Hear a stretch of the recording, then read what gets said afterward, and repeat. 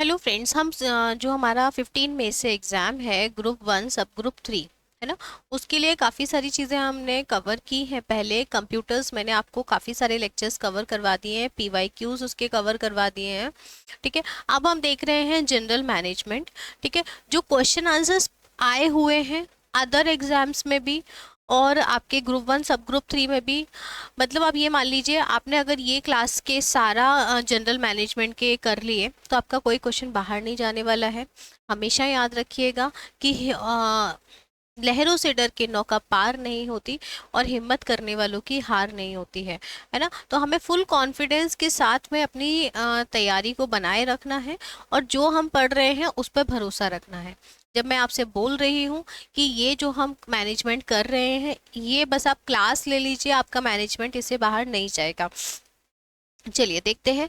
वह परिसंपत्ति जो अल्प समय अवधि के अंदर तरल में परिवर्तित की जा सकती है क्या कहलाती है। मतलब कि कोई भी आपके पास ऐसी वस्तु है ना, चाहे वो कीमती हो या कुछ भी हो, ठीक है, कोई भी वस्तु है जिसे आप तुरंत नकद में या कैश में कन्वर्ट कर सकते हैं, उसको बोलेंगे तरल परिसंपत्ति। ठीक है, तो वह क्या कहलाएगी? वह परिसंपत्ति जो कम समय में जो है नगद में परिवर्तित हो जाए, जैसे कि सोना है आपका और गोल्ड हो गया आपका। इसके अलावा और भी कई चीज़ें, हम जैसे हमारा गुड्स है, अगर हमने उसे सेल आउट कर दिया तो वो कैश में कन्वर्ट हो जाएगा। गोल्ड की लिक्विडिटी काफ़ी हाई होती है। ठीक है, इसके अलावा जैसे अगर हम प्रॉपर्टी देखते हैं तो प्रॉपर्टी के लिए हमें पहले कोई एक अच्छा बायर चाहिए जो उस प्रॉपर्टी को खरीद सके, है ना, तभी वो कन्वर्ट होगा। बट गोल्ड के लिए क्या है, आपको कुछ नहीं है, किसी गोल्ड की शॉप पे जाना है, गोल्ड स्मिथ के पास में, सुनार के पास में, और हो जाएगा। अगला देखेंगे गुडविल या साख। साख जो इज्जत कहते हो ना आप लोग आम भाषा में, इज्जत। ठीक है, किस प्रकार की परिसंपत्ति का एक उदाहरण है? तो ये अमूर्त और स्थायी परिसंपत्ति का एक उदाहरण है। कैसी है? अमूर्त और स्थायी। फिर अगला देखेंगे कि किसी समस्या को हल करने के लिए कार्य विधि की पहचान करने और चुनने की प्रक्रिया क्या कहलाती है? ये निर्णयन कहलाती है। कोई भी समस्या है उसको हल करने के लिए कार्य विधि की पहचान करने या और चुनने की प्रक्रिया। कोई भी प्रॉब्लम आई या कोई भी हमारे सामने एक टास्क आया, उस टास्क या प्रॉब्लम को देखा जाएगा, उपलब्ध संसाधनों को देखा जाएगा और उन संसाधनों में से बेस्ट को चुन लिया जाएगा। ठीक है, और एक निर्णय पे पहुंचा जाएगा, है ना। तो यही सब कुछ यहाँ लिखा है। किसी समस्या को हल करने के लिए कार्य विधि की पहचान, किस तरीके से इस समस्या को हल कर सकते हैं, और उसको चुनने की प्रक्रिया, इसको चुन लेना हो गया आपका निर्णय। आगे बढ़ेंगे हम। मजबूर, नियंत्रित और निर्देशित लोगों के साथ व प्रबंधित करने के लिए पारंपरिक दृष्टिकोण को पारदर्शी करता है। ठीक है, मजबूर हैं जो लोग, मतलब वो लोग काम करना नहीं चाहते हैं, वो काम करने के लिए मजबूर है, उनके अंदर कोई मोटिवेशन नाम की चीज नहीं है, वो तो मजबूरी में काम कर रहे हैं। नियंत्रित, जिन्हें ऊपर से कंट्रोलिंग करने की जरूरत है, जो सेल्फ कंट्रोल्ड नहीं है। अगर उन्हें नहीं कहा जाएगा कि काम को ठीक से करो तो वो काम नहीं करेंगे, और ठीक से तो कतई नहीं करेंगे। जब उनके सर पे खड़े होकर काम करवाया जाएगा तभी होगा। फिर है निर्देशित। निर्देशित मतलब कि इन्हें अपना खुद का दिमाग नहीं चलाना है। जैसा बताया जाएगा वैसा ही काम किया जाएगा। जहाँ से बताना बंद हो जाएगा वहाँ से अपना काम बंद कर देंगे। इससे आगे हमें बताया ही नहीं गया था, जैसे कि ये खुद इंसान ही नहीं है, अपना दिमाग यूज करके भी तो कुछ काम किया जा सकता है ना। तो इन लोगों को हर चीज के लिए निर्देशन देना पड़ता है। मतलब ऐसे लोग जो एक नंबर के कामचोर होते हैं, उनकी बात यहाँ हो रही है। इन लोगों के साथ वह प्रबंधित करने के लिए पारंपरिक दृष्टिकोण, ट्रेडिशनल मेथड को प्रदर्शित करता है। क्या करता है? मैकग्रेगर का एक्स सिद्धांत। ठीक है, एक्स थ्योरी आपकी जो है मैकग्रेगर की, वो ऐसे लोगों के बारे में बताती है, जबकि वाई थ्योरी जो है वो सेल्फ मोटिवेटेड लोगों के बारे में बताती है कि आप उनकी तारीफ कर दें और उन्हें मतलब काम बहुत ज़्यादा कंट्रोल्ड नहीं करना पड़ता है। कामचोर तरह के लोग नहीं होते हैं, उनके अंदर खुद का मोटिवेशन होता है। अच्छे वाले लोग होते हैं वाई थ्योरी में। जो एक कंपनी सर्वश्रेष्ठ करती है उसे किस रूप में जाना जाता है? उसे मूल सक्षमता या कोर कॉम्पिटेंसी के रूप में जाना जाता है। क्या बात हो रही है यहाँ पे? जो एक कंपनी है वो सबसे बेस्ट जिस चीज़ को कर पाती है, ठीक है, वो उस कंपनी की क्या हो जाएगी, मूल सक्षमता, कोर कॉम्पिटेंसी हो जाएगी। अगला देखेंगे, जब एक व्यक्ति को दो या दो से अधिक विषम उम्मीदों को पूरा करना होता है तब इसे क्या कहते हैं, तो इसे कहते हैं फ्रेंड्स भूमिका संघर्ष। ठीक है, कैसे कि एक तरफ सोचा जा रहा है कि कंपनी को प्रॉफिट ज़्यादा अर्न करना है, ठीक है, दूसरी तरफ सोचा जा रहा है कि क्या हमें जो है अपने कॉम्पिटिटर से, मार्केट से जो है कीमतों को कम रखना है। तो जब कीमतें कम होंगी तो प्रॉफिट भी कम ही होगा। और यहाँ पे उम्मीद क्या की जा रही है कि प्रॉफिट बढ़ाइए, तभी तो कॉम्पिटिटर से हम कीमत कम कर रहे हैं ना, ताकि हम कॉम्पिटिटर से ज़्यादा माल बेचें और प्रॉफिट को बढ़ाएं, है ना। लेकिन कीमत कम करने से भी अल्टीमेटली प्रॉफिट कम होता है ना। तो ये दो विषम परिस्थितियां हो गई, दो अपोजिट चीज़ें हो गई हैं। ठीक है, अगला देखेंगे, वह लेखांकन अवधारणा जो बताती है कि व्यापार एक लंबी अवधि के लिए चलेगा, क्या कहलाती है, ये कहलाती है सुनाम प्रतिष्ठान अवधारणा, गोइंग कंसर्न कॉन्सेप्ट। ठीक है, वह लेखांकन अवधारणा जो बताती है कि व्यापार एक लंबी अवधि के लिए चलेगा, लंबी अवधि के लिए चलेगा, ये क्या कहलाती है, सुनाम प्रतिष्ठान अवधारणा। गोइंग मतलब चलता रहेगा, व्यापार बंद नहीं होने वाला है। गोइंग कंसर्न कॉन्सेप्ट, चलता रहेगा व्यापार। अगला देखेंगे हम, फार्म में एक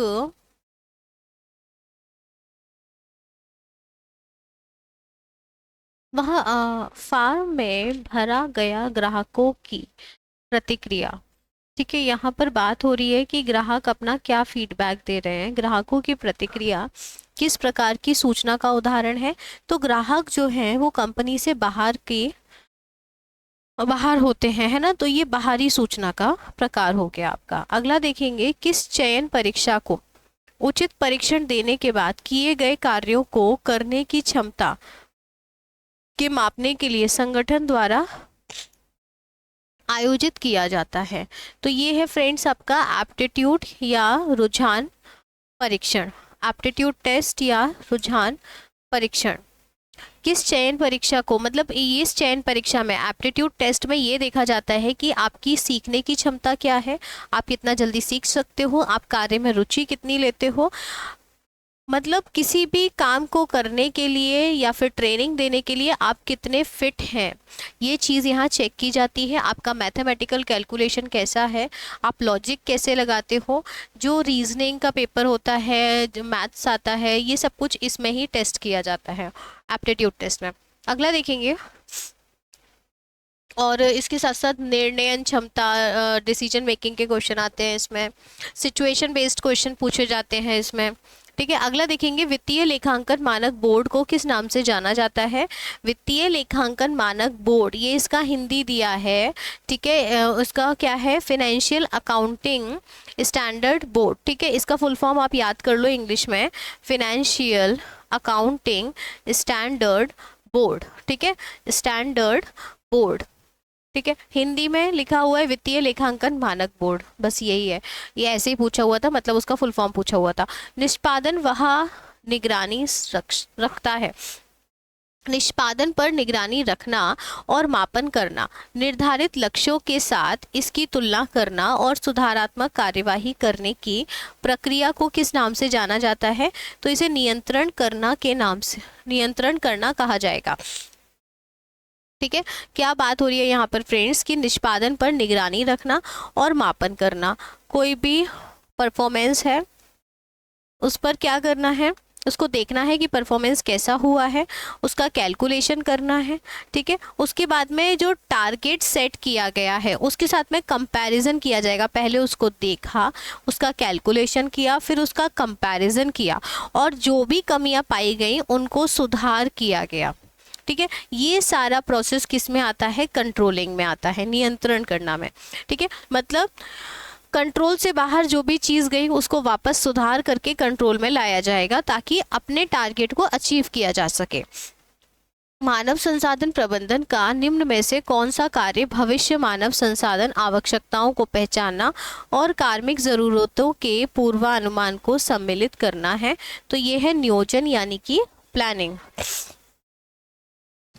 मानव संसाधन प्रबंधन का निम्न में से कौन सा कार्य भविष्य मानव संसाधन आवश्यकताओं को पहचानना और कार्मिक जरूरतों के पूर्वानुमान को सम्मिलित करना है? मतलब कि नियोजन मतलब प्लानिंग, इस चीज़ की प्लानिंग करना कि अभी कितने लोग यानी कि कितने ह्यूमन हैं, किसी भी टास्क कोई भी जो सेट किया गया है उसके लिए कितने लोगों की नीड पड़ेगी, कितनी कमी है, ठीक है, उसको पूरी करने के लिए प्लानिंग करना कि इतने ह्यूमन रिसोर्स का रिक्रूटमेंट यानी कि इंटरव्यू या जो भी सिलेक्शन प्रोसेस है उसके द्वारा भर्ती किया जाएगा। ये है आपका यहाँ पर पूरा कॉन्सेप्ट, ये आपका नियोजन। अगला देखेंगे, प्रबलीकरण सिद्धांत किस पर आधारित है? प्रबलीकरण सिद्धांत जो होता है फ्रेंड्स, ये अधिगम सिद्धांत और स्कीनर के सिद्धांत पर आधारित होता है। ठीक है, ये आपको एज इट इज याद करना है कि प्रबलीकरण का जो सिद्धांत है ये अधिगम का सिद्धांत, अधिगम मीन्स होता है आपका लर्निंग, ठीक है, लर्निंग के सिद्धांत पर, और स्कीनर के जो सिद्धांत है उस पर ये आधारित है। ठीक है, प्रबलीकरण का सिद्धांत। अगला देखेंगे हम, तुलन पत्र बैलेंस शीट किस लेखांकन समीकरण पर आधारित है?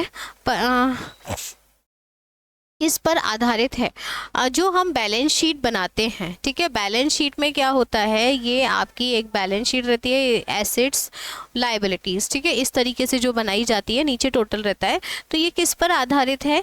इसमें ये देखा जाता है कि जो परिसंपत्तियां हैं, ठीक है, परिसंपत्तियों को क्या, आपकी देनदारियां मतलब जो आपको देना है, और आपकी पूंजी यानी कि आपकी एसेट्स, ठीक है, या कैपिटल, इन दोनों को मिलाकर के बनती हैं आपकी परिसंपत्तियां। ठीक है, पूंजी को आप अपनी परिसंपत्ति मानेंगे, बिल्कुल सही है, ये आपको समझ आ गया होगा।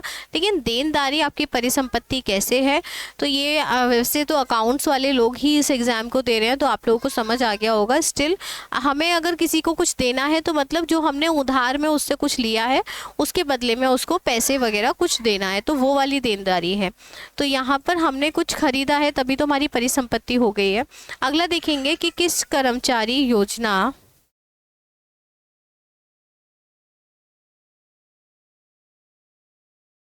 किसी कर्मचारी शेयर योजना में कंपनी कर्मचारी को एक भविष्य की तिथि पर शेयर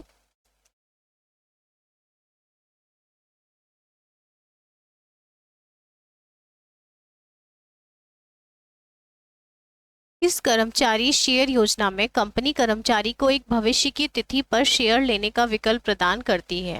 तो ये करती है फ्रेंड्स किसमें? कर्मचारी स्टॉक विकल्प अधियोजना में। ठीक है, किसमें करती है? स्टॉक विकल्प अधियोजना में।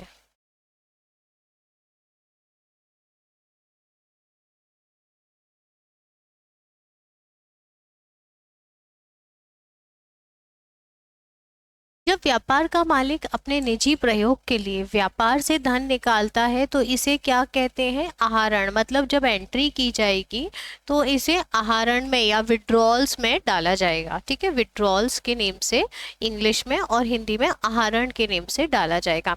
जो मध्य स्तर के प्रबंधक होते हैं, मिडिल लेवल मैनेजर्स होते हैं, इनको चिंता किस चीज़ की रहती है? इनको डिपार्टमेंटल की चिंता रहती है। ठीक है, जो मिडिल लेवल रहता है ये डिपार्टमेंटल मैनेजमेंट देखता है, डिपार्टमेंट्स को देखता है। अगला देखेंगे कि कितनी समय अवधि के अंदर होने वाले लेन देन के लिए वित्तीय खाते तैयार किए जाते हैं? तो 12 माह की अवधि के लेन देन के लिए जो है आपके वित्तीय खाते तैयार किए जाते हैं। संगठन में प्राधिकरण के 3 मुख्य प्रकार कौन से हैं? तो ये लाइन है, स्टाफ है और प्रकार्यात्मक है। संगठन में प्राधिकरण के 3 मुख्य प्रकार कौन से हैं? एक होता है लाइन, दूसरा होता है स्टाफ और तीसरा होता है प्रकार्यात्मक प्राधिकरण। व्यवसाय की कुल चालू परिसंपत्ति में निवेशित पूंजी को किस रूप में जाना जाता है? इसे सकल कार्यशील पूंजी के रूप में जाना जाता है। जो व्यवसाय है उसमें जो पैसा जो डेली ट्रांजैक्शन होने के लिए जो परिसंपत्तियां यूज होती हैं, जो पूंजी निवेश की जाती है, उसे कहते हैं सकल कार्यशील पूंजी, total current assets, capital, assets नहीं कैपिटल। एक संगठन अपने कुछ विशेष लक्ष्य को पूरा करने और उपलब्ध संसाधनों को उपयोग करते हुए उन लक्ष्यों को पूरा करने के लिए कुछ चुनिंदा फैसलों को अपनाता है, जिसे इसे क्या कहते हैं, इसे कहेंगे रणनीता, रणनीति रणनीता नहीं, रणनीति।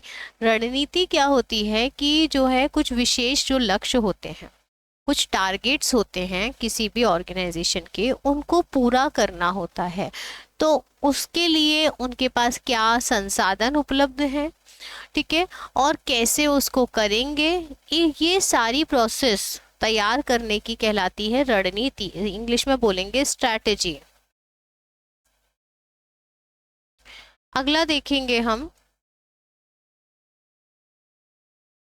Cash, inventory and prepaid expenses, किसके उदाहरण हैं, तो ये चालू परिसंपत्ति के उदाहरण होते हैं।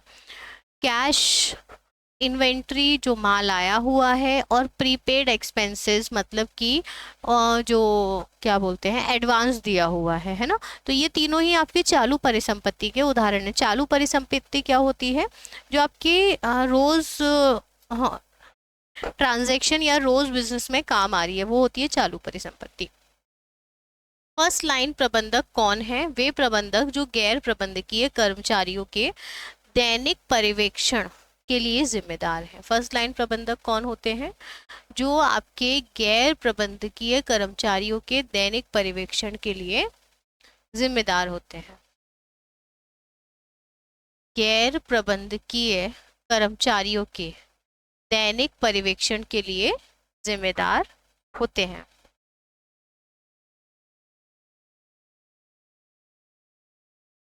जो नॉन मैनेजमेंट, ठीक है, नॉन मैनेजमेंट वाले जो वर्कर होते हैं, ठीक है, और उनका डेली सुपरविजन करने के लिए जो मैनेजर्स लगाए जाते हैं, वो होते हैं आपके फर्स्ट लाइन मैनेजर्स।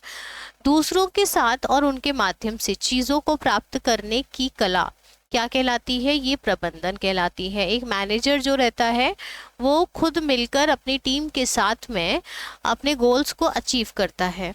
सकल लाभ का आकलन किस सूत्र द्वारा किया जाता है, ये विक्रय बेची गई सामग्रियों की लागत से किया जाता है। सकल लाभ का आकलन किस सूत्र से किया जाता है, विक्रय यानी कि बेची गई सामग्रियों की जो लागत होती है, ठीक है, उसके जो लागत लगी है उसको माइनस करेंगे ना, और जो माल बेचने से जो पैसा आया है उससे लागत को, कॉस्ट को माइनस करेंगे, तभी तो जो है आपका ये निकल कर आएगा ग्रॉस प्रॉफिट, है ना, ग्रॉस प्रॉफिट निकल के आएगा।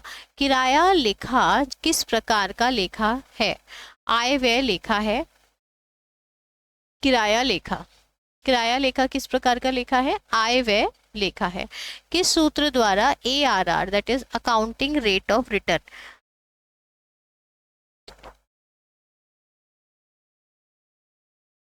की गणना की जाती है। अकाउंटिंग रेट ऑफ रिटर्न की गणना किस सूत्र के द्वारा की जाती है, ARR की गणना की जाती है, जो नेट इनकम है उसमें से उसको डिवाइड करते हैं एवरेज इन्वेस्टमेंट से, ठीक है, एवरेज इन्वेस्टमेंट से नेट इनकम को डिवाइड किया जाता है। प्रतिफल दर में परिवर्तनशीलता किस रूप में जानी जाती है, ये जोखिम के रूप में जानी जाती है। प्रतिफल दर में परिवर्तनशीलता किस रूप में जानी जाती है, जोखिम के रूप में। प्रबंधन लेखांकन है भविष्य के लिए लेखांकन। प्रबंधन लेखांकन यानी कि मैनेजमेंट अकाउंटिंग क्या है, भविष्य के लिए लेखांकन है। जब कोई कंपनी किसी आय से निश्चित राशि का प्रतिशत प्रदान करती है तब यह नीति क्या कहलाती है, ये लाभांश भुगतान अनुपात नीति कहलाती है, ठीक है। कोई भी कंपनी है उसकी आय से निश्चित राशि का परसेंटेज वो प्रदान करती है, तो ये जो आपकी पॉलिसी होती है ये कौन सी पॉलिसी कहलाती है, ये लाभांश भुगतान अनुपात नीति कहलाती है। किस पूर्वानुमान तकनीक में अतीत के स्टाफ स्तरों का प्रयोग भविष्य के मानव संसाधन आवश्यकताओं की प्रेरणा में किया जाता है? तो ये है काल श्रेणी विश्लेषण। ठीक है, किस पूर्वानुमान तकनीक में अतीत के स्टाफ स्तर, मतलब कि जो पास्ट की बात की जा रही है, उसका प्रयोग भविष्य में मानव संसाधन आवश्यकताओं की प्रक्षेपण में किया जाता है। तो ये हो जाएगा फ्रेंड्स आपका काल श्रेणी विश्लेषण में, मतलब टाइम ड्यूरेशन को लेकर के यहाँ बात की जा रही है।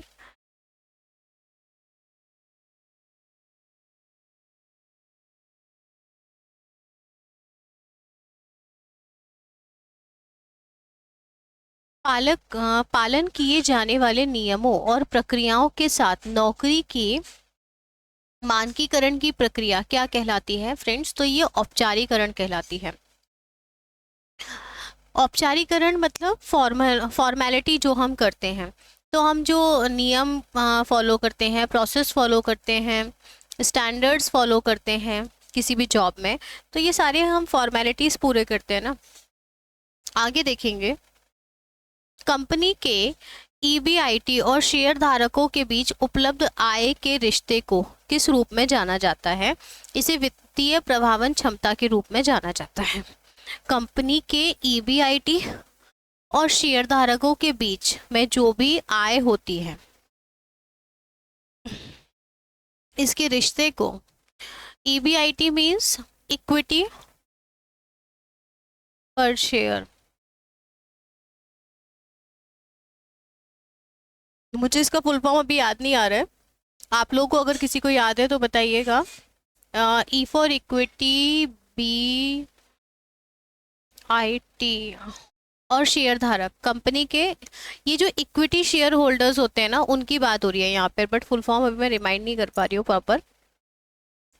तो कंपनी के जो इक्विटी शेयर और शेयर धारकों के बीच में उपलब्ध आय के रिश्ते को किस रूप में जाना जाता है? इसको जो है वित्तीय प्रभावन क्षमता के रूप में जाना जाता है। किसके रूप में जाना जाता है फ्रेंड्स? वित्तीय प्रभावन क्षमता के रूप में जाना जाता है। बोनस शेयर जारी किए जाते हैं मौजूदा कर्मचारियों को मुफ्त में। जो बोनस शेयर होते हैं ये कैसे जारी किए जाते हैं? ये जो भी कर्मचारी होते हैं उनको मुफ्त में जारी किए जाते हैं बोनस शेयर्स। मौजूदा कर्मचारियों को मुफ्त में जारी किए जाते हैं। विस्ल ब्लोअर और मुखबिर कौन होते हैं? वह कर्मचारी जो संगठन में अन्य लोगों की ओर से अवैध और अनैतिक आचरण का खुलासा करता है। ठीक है, विस्ल ब्लोअर या मुखबिर कौन होते हैं? तो ये वो कर्मचारी होते हैं जो क्या करते हैं, ऑर्गेनाइजेशन में और अन्य लोगों के ओर से अवैध और अनैतिक आचरण का क्या करते हैं, खुलासा करते हैं।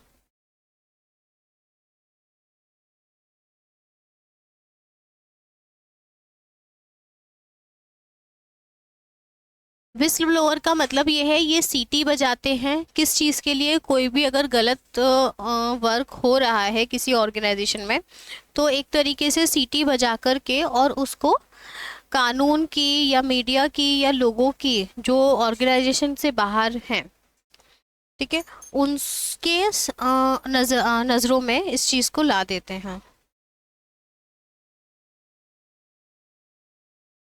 अगला देखेंगे हम, अधिकतर पूंजी निवेशकों के मूल्यांकन के लिए अधिमान्य तकनीक कौन सी है? तो ये है निबंध वर्तमान मूल्य। अधिकतर पूंजी निवेशकों के मूल्यांकन के लिए अधिमान्य तकनीकी कौन सी है? तो ये है निबंध वर्तमान मूल्य। अधिकतर पूंजी निवेशकों के मूल्यांकन के लिए अधिमान्य तकनीकी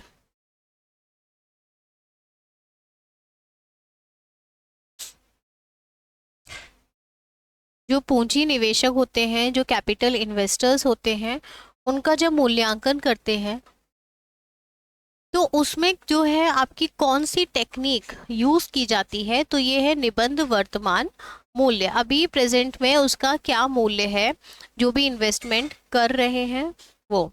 अति तार्तक लागत से मूल्यह्रास हटाने के बाद एक स्थायी परिसंपत्ति का मूल्य क्या रहता है? तो ये रहता है बुक वैल्यू, लिखित मूल्य होता है। ठीक है, अतितार्थक लागत से मूल्यह्रास हटाने के बाद एक स्थायी परिसंपत्ति का मूल्य क्या रह जाता है? बुक वैल्यू रह जाता है। मतलब उसकी जो इन्वेस्टमेंट किया गया है उस प्रॉपर्टी में, उसमें से जब डेप्रिसिएशन हटा दिया जाता है, मूल्यह्रास हटा देते हैं, तो निकल के आती है बुक वैल्यू। मार्केटिंग या विपणन में मुझे खुद फील हो रहा है फ्रेंड्स, मैं उतना अच्छे से चीज़ों को फोकस नहीं कर पा रही हूँ, उतना अच्छे से आप लोगों को समझा भी नहीं पा रही हूँ। उसके पीछे रीज़न ये है कि मेरी थोड़ी तबीयत ठीक नहीं है। मार्केटिंग या विपणन में केंद्र बिंदु क्या होता है? तो वो ग्राहक होता है। मार्केटिंग किसके लिए की जाती है? ग्राहकों को लुभाने के लिए, ग्राहकों को अपना प्रोडक्ट के बारे में बताने के लिए। और जो है आपकी विपणन, मार्केटिंग को ही हिंदी में कहते हैं एक अंतः कार्य प्रशिक्षण विधि, जहां पर प्रशिक्षु को संगठन के विभिन्न कार्यों पर विभिन्न नौकरियों में रखा जाता है। क्या कहलाता है? तो ये जॉब रोटेशन कहलाता है। जॉब रोटेशन क्या होता है? एक ट्रेनिंग, ठीक है, इंटरनल ट्रेनिंग का प्रोसेस है, जहाँ पर जो है ट्रेनी क्या करते हैं, संगठन के विभिन्न कार्यों पर विभिन्न नौकरियों में रखा जाता है जॉब रोटेशन में। मतलब ए पर्सन को आज इस काम के लिए लगाया गया है, फिर इसकी जॉब रोटेट करके इसको दूसरा काम दे दिया गया है, फिर इसको तीसरा काम दे दिया गया है। इससे क्या होता है कि ऑर्गेनाइजेशन में जितने भी लोग होते हैं उनको सभी तरीके के काम करने आते हैं। तो मान लीजिए कभी यहाँ इस प्रोसेस के लिए लोगों की ज़रूरत ज़्यादा है और अवेलेबिलिटी कम है, तो उस केस में क्या होगा कि बाकी के लोगों को इन कामों को बंद करवा करके यहीं पर लगा दिया जाएगा, क्योंकि उनको जॉब रोटेशन करके इस सब वर्क की ट्रेनिंग पहले से दी गई है, सिखाया पहले से गया है, तो ये इसलिए किया जाता है। पब्लिक लिमिटेड कंपनी में नकदी के रूप में शेयर धारकों को वापसी प्राप्त होना क्या कहलाता है?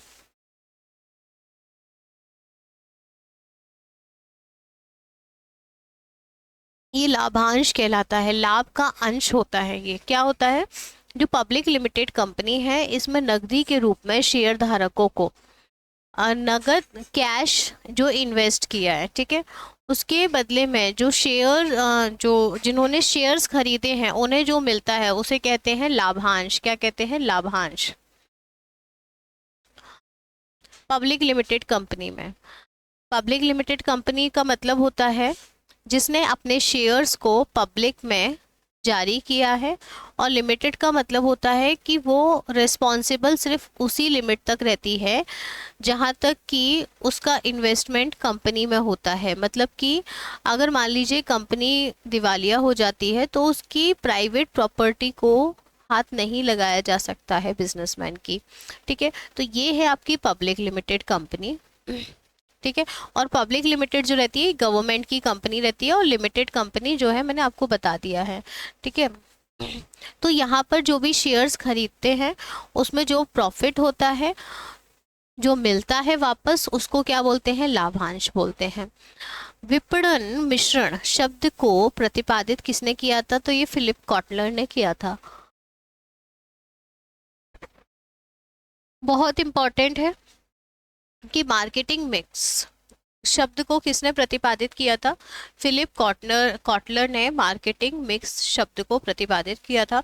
कौन सी एक तकनीक एक व्यवसाय प्रक्रिया और निष्पादन की दूसरी प्रतिष्ठान के द्वारा दिए उद्योग के सर्वश्रेष्ठ प्रदर्शन के साथ तुलना की प्रक्रिया के रूप में परिभाषित की जाती है?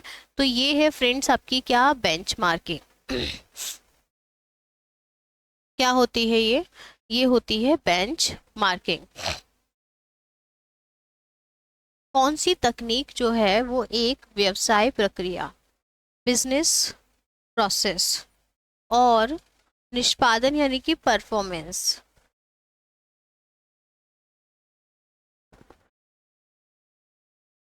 जो है उसका दूसरे ऑर्गेनाइजेशन के साथ में जो दूसरे ऑर्गेनाइजेशन ने बेस्ट परफॉर्म किया है, ठीक है, उसके साथ में कंपेयर करने की जो प्रोसेस होती है वो क्या कहलाती है? वो बेंचमार्किंग कहलाती है। अगला देखेंगे, एक व्यवसाय द्वारा उत्पाद या सेवा की गुणवत्ता में सुधार के लिए किसके द्वारा मिली प्रतिक्रिया सबसे महत्वपूर्ण होती है?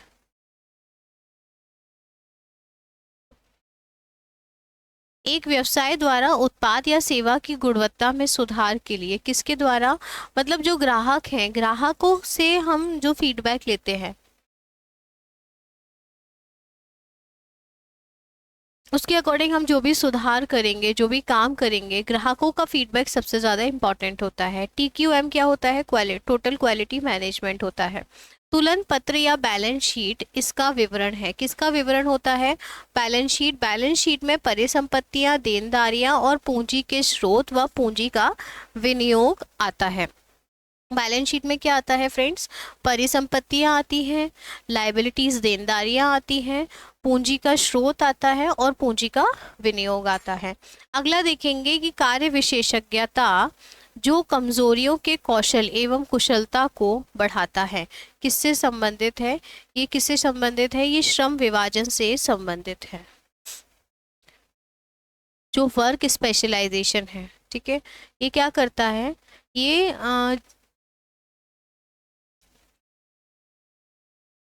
जो कर्मचारियों के ट्रेनिंग देता है।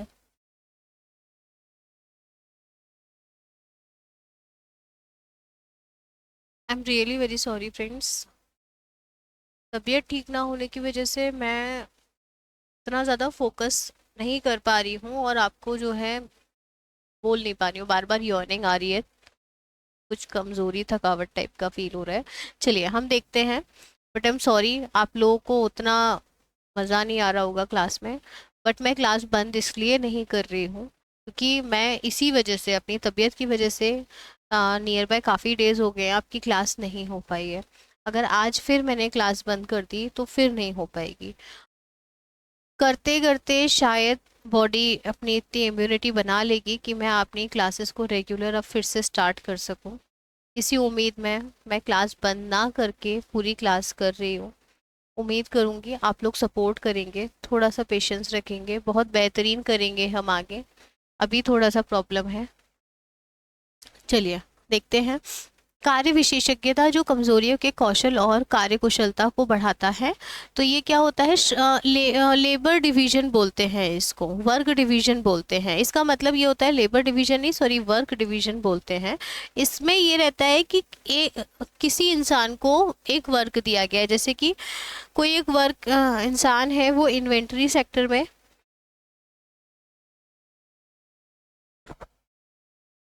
लगा हुआ है, माल के आने और जाने में, कच्चा माल के इस डिपार्टमेंट में लगा है, कोई कोई मशीन में लगा है, कोई पैकेजिंग में लगा है, कोई मार्केटिंग डिपार्टमेंट में लगा है, ठीक है, कोई ह्यूमन रिसोर्स डिपार्टमेंट में लगा है। तो ये सब श्रम विभाजन ही है। इससे क्या होता है कि उस काम को करते करते पर्सन का क्या हो जाता है? स्किल्स बढ़ जाते हैं।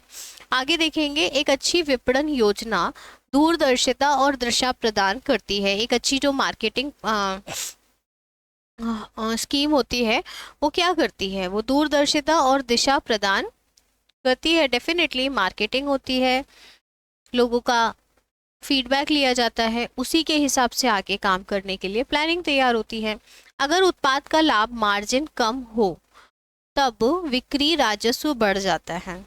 ठीक है, कोई भी प्रोडक्ट है उसका जो प्रॉफिट मार्जिन है अगर वो कम होगा तो क्या होगा कि बिक्री राजस्व बढ़ जाता है। तो ऐसे में उत्पाद की मांग को क्या कहा जाएंगे? इसे मूल्य प्रत्यास्थ कहा जाएगा। मतलब कुछ प्रोडक्ट्स ऐसे होते हैं फ्रेंड्स कि उनका अगर प्राइस कम कर दिया जाए तो उनकी डिमांड बहुत ज़्यादा बढ़ जाती है। प्राइस कम हुआ, डिमांड बहुत ज़्यादा बढ़ गई, तो उससे क्या होगा कि ये जो है आपका प्रॉफिट का मार्जिन कम हो जाता है। ठीक है, प्रॉफिट मार्जिन कम होगा, लेकिन क्या होगा कि बिक्री राजस्व बढ़ जाएगा, सेल्स रेवेन्यू आपका बढ़ जाएगा। ठीक है, तो जो इस कैटेगरी के प्रोडक्ट्स होते हैं जिनमें प्रॉफिट मार्जिन बहुत कम होता है, आप इसका सबसे बेस्ट एग्जांपल ले सकते हैं शुगर। ठीक है, शुगर में प्रॉफिट मार्जिन बहुत कम होता है। ठीक है, लेकिन क्या होता है, शुगर के बिना शुगर की मार्केट में डिमांड बहुत ज़्यादा होती है, ठीक है। तो इसीलिए शुगर की कंपनियां वर्क कर रही हैं प्रॉफिट मार्जिन कम होने के बाद भी, और प्रॉफिट मार्जिन इतना कम होने के बाद भी जो है आपके दुकानदार चीनी बेचते हैं, जबकि उन्हें पता है कि 1 किलो चीनी पे मुश्किल से 1 रुपया या 8 ऐसे ही मिलता है, ज़्यादा कुछ नहीं मिलता है। लेकिन फिर भी हर दुकान पे आपको चीनी ज़रूर मिलेगी। क्यों मिलेगी? क्योंकि चीनी हर कस्टमर को चाहिए, हर घर में चीनी की रिक्वायरमेंट है। तो अगर मान लीजिए उसने चीनी नहीं रखी और दुनिया के सारे प्रोडक्ट्स रखे, ठीक है, तो भी क्या होगा, वो चीनी लेने के लिए एक कस्टमर जब दूसरी दुकान पे जाएगा तो वो बाकी के प्रोडक्ट्स भी दूसरी दुकान से लेके आएगा। तो यहाँ पर देखिए प्रॉफिट मार्जिन कम होने वाले प्रोडक्ट्स भी जो है मार्केट में एग्जिस्ट करते हैं, और उनकी वजह से अदर प्रोडक्ट्स की भी डिमांड बढ़ती है। अब कोई चीनी खरीदने आएगा तो वहीं से फिर बिस्किट खरीद लेगा, चाय पत्ती खरीद लेगा, और कुछ खरीद लेगा उसी शॉप से। तो यहाँ पे देखिए सेल्स रेवेन्यू बढ़ रहा है उसका, भले ही यहाँ पर चीनी का प्रॉफिट मार्जिन कम है। तो ये चीज़ होती है। अगला हम देखेंगे कि किसी भी संगठन में जिम्मेदारियों का एक अदृश्य स्तर माना जाता है।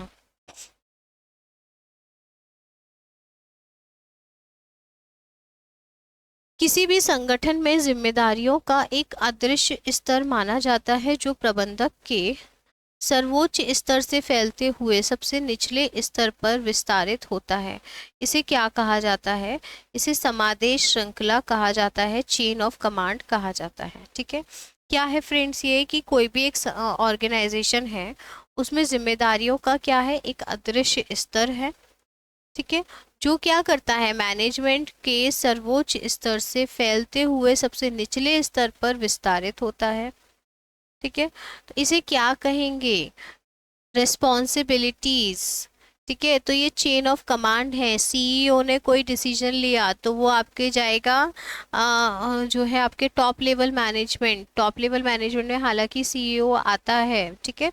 मान लीजिए कोई भी डिसीजन लिया तो वो टॉप लेवल मैनेजमेंट में गया, ये सीईओ इसी में है, फिर ये टॉप लेवल मैनेजमेंट से डिसीजन पास होता है मिडिल लेवल मैनेजमेंट पे, और मिडिल लेवल मैनेजमेंट से डिसीजन पास होता है लोअर लेवल मैनेजमेंट पे, लोअर लेवल मैनेजमेंट से डिसीजंस पास होते हैं जो आपके शॉप फ्लोर पे, या जिसे आप लेबर कह सकते हैं, है ना, उनके पास, या सुपरवाइजर के पास आपका डिसीजन पास होता है। तो आप ये देख रहे हैं किस तरीके से कमांड की जो है एक चेन बनी हुई है, तो इसे बोलेंगे चेन ऑफ कमांड। अगला देखेंगे डाटा का एक संग्रह है जिसे अलग अलग लोगों द्वारा इस्तेमाल किए जाने के लिए डिज़ाइन किया जाता है। ये क्या कहलाता है फ्रेंड्स? तो ये कहलाता है आपका डाटाबेस। अगला देखेंगे उपभोक्ताओं के लिए निर्माता से एक उत्पाद लाने में शामिल विभिन्न संगठनों के क्रम को इस रूप में निर्दिष्ट किया जाता है। किस रूप में? वितरण सारणी, चैनल ऑफ डिस्ट्रीब्यूशन के रूप में।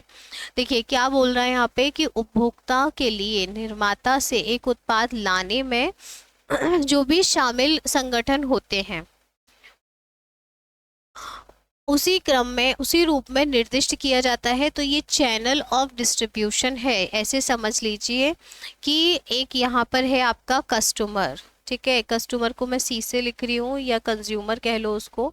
अब उसको चाहिए है चीनी, ठीक है, तो वो क्या होगा, पहले जो है किसान गन्ना लगाएगा, ठीक है। फिर जब गन्ने को फैक्ट्री वाले लेके जाएंगे, फिर वो गन्ने से क्या निकालेंगे, शुगर बनाएंगे, ठीक है। फिर शुगर जो है ये होलसेल मार्केट में जाएगा, फिर ये होलसेल मार्केट से जाएगा रिटेल मार्केट में, और रिटेल मार्केट से फिर ये जो है कंज्यूमर तक पहुंचेगा। तो यहाँ पर चेन ऑफ डिस्ट्रीब्यूशन आपको दिखाई दे रहा है। कच्चा माल गया, कच्चा माल जो है आपके फिनिश गुड में तैयार हुआ, फिर वो होलसेल मार्केट में गया, फिर वो रिटेल मार्केट में गया, ठीक है। आगे बढ़ेंगे हम किस विधि में, अभी इसको मैं कर रही हूँ यहीं पर स्टॉप, इससे आगे बढ़ेंगे नेक्स्ट वीडियो में। Thank you so much.